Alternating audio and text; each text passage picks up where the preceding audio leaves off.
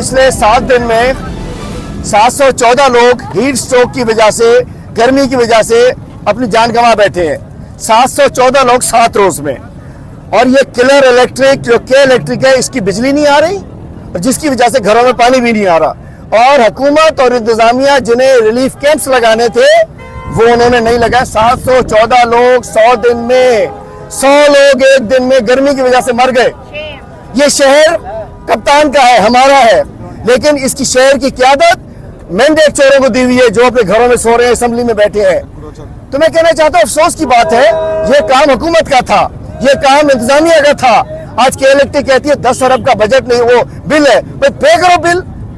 पूरे सिंध के 90% टैक्स शहर कराची देता है, क्या 10 अरब नहीं दे सकते बिल के? पूरे पाकिस्तान को 75%, 65% कराची चलाता है, क्या बिल नहीं दे सकते? कराची वाले मरने के लिए रह गए हैं, हम मरने के लिए रह गए हैं, हम अपनी रोडों पे जाने देने के लिए रह गए हैं। इनके बजट, इनके घरों के पेट नहीं भर रहे। हमने कैंप लगा लिया,